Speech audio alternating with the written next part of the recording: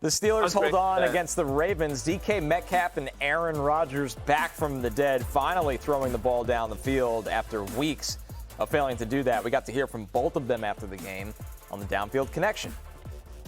I think just us connecting at practice on Wednesday, Thursday, and even on Friday, the defensive scout team gave us great looks. We were competing all week at practice, and then, like I said, man, we're on all the details, all the checks, all the looks at practice. We were communicating all week. So yeah, I think it was just a perfect storm, for everything to just come together and for us to play a good game like that. You know, you guys were talking about we hadn't completed a pass, over 20 yards in a while. Yeah, took a shot. DK got it, and then he was kind of on one. But he was on one in practice on Thursday, and then he was on one in practice on Friday. So love that from our guy. I think he even ran down on a punt. So proud of DK.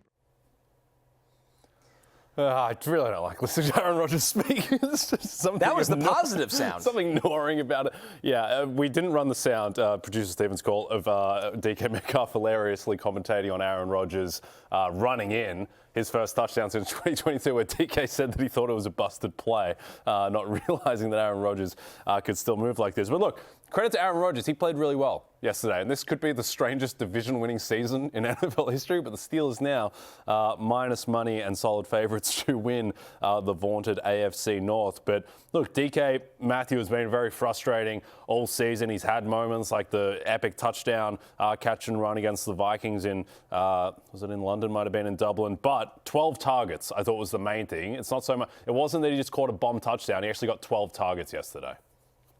Yeah, you know what? I wonder. I know you guys are going to think this is an insane ego thing. And I swear to God, this is not an insane ego thing. I promise you. Because there's plenty of stuff that is insane ego things with me. This one actually isn't. Where are you going? But last week, you'll hear me. Give me a second. Last week on the Football Night in America show, and Football Night in America podcast, we do this podcast that's, distributed social media. I went on a rant about the Steelers. And no, I'm dead serious. Hear me out. I went on a rant about this on the Steelers, and it got picked up a few places, whatever. And in the middle of it, I just talked about the fact that I didn't think their offense was particularly good. And that I didn't think they had any scary players, any players that scared you on offense. To which Jason Garrett was surprised when he said that. And he goes, DK Metcalf doesn't scare you? And before I could answer anything, Mike Florio says, not the way they use him. And I said, yeah, not the way they use him. I said, maybe if Mason Rudolph was the quarterback, because he's not scared to throw deep. But they don't throw deep to DK Metcalf anymore. Well, what do you know? So I know just Aaron Rodgers, who's the most hyper-aware quarterback in the NFL in terms of what's said about him and the team. I'm not taking credit for this. I'm merely saying that. Nor should you. Not an ego thing. I just wonder if somehow that got back to him, or if he saw something like that, where people were asking about. I'm also saying it wasn't not me. Yeah, I just got clarity from DK Metcalf. He said it never got back to him. Okay, fair enough. That's fine. But all I know is, for the first time this season, for the first time in the season, he got 3 end zone targets. That's the most he's had in a season this entire year. Most he's had in the game this entire year. He had 5 different targets of 15 or more air yards. Also the most he's had in a season. For the first time all year, they looked for him in the end zone and they threw deep to him. They haven't done those things all year long, and what do you know? They end up winning. It's what they should have been doing the whole time. Aaron Rodgers is not throwing deep. It's for the first time he threw deep.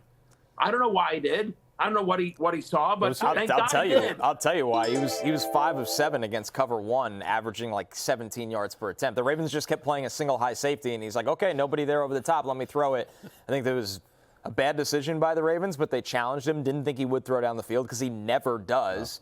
And he finally made someone pay, but I have no belief this is sustainable going forward. Yeah, I agree. At Footballer 77, nor should you, in inverted commas. Jay should win an Emmy for that statement alone. Thank you, Footballer 77. I agree. I've been pushing for this Emmy ever since Connor loses it every year. Good luck going up against Todd Zeal. Yeah, Nobody can beat him. Go up against me instead. Yeah, firstly, great clarification from Matthew that he does a podcast that is distributed on social media as opposed to non-distributed on social media podcasts. Penthouse. Got picked up a couple places. That was actually the sneaky best line of the rant. It got picked up a couple This is places. an insane tangent across the board. Like it was a all mom and levels. pop shop podcast.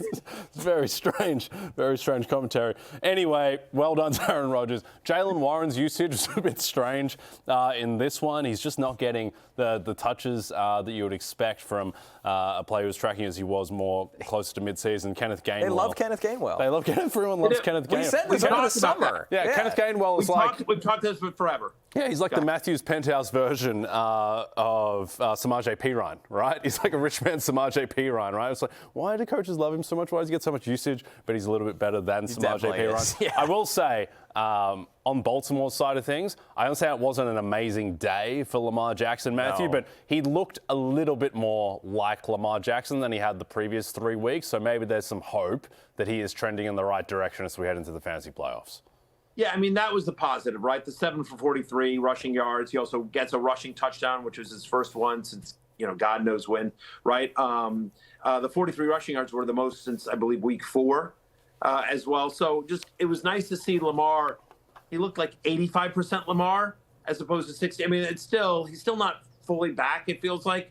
That sack at the end was just brutal, right? I mean, like you can't take that sack. For fifth straight game this year where he completed under 60% of his passes. So I just, look, you're still starting Lamar, right? But you feel a lot better next week about, again, they play Cincinnati next week. So you feel much better about Lamar moving forward into the fantasy playoffs after seeing this performance. He's QB 8 heading into Monday Night Football. Normally you'd want him to be like a top 3 QB, but against the Steelers, given all the recent struggles, you'll take this performance. This was pretty good. And the biggest thing is he finally got Zay Flowers going, right? I mean, 8 for 124 on 11 targets for Zay Flowers as well. 33% target share. Zay had it going. Yeah, I've never seen a receiver whose first instinct more often is to go backwards than Zay Flowers. It's just like, programmed in his brain. Just run forward when you catch the bullseye. Hey, it's Matthew Berry from NBCSports.com and RotoWorld.com, and I want to thank you so much for watching whatever it is you just watched, or if nothing else, being too lazy to click out of the autoplay after this video started, after whatever it is you actually wanted to watch finished. But now that you're here, I'd like to take a moment here to ask you respectfully now, okay? I'm asking you respectfully to subscribe to the NFL on NBC YouTube channel. You'll get the latest RotoWorld fantasy news headlines, all sorts of great shows, including my own Fantasy Football Happy Hour. So go subscribe now. Again, I'm asking respectfully.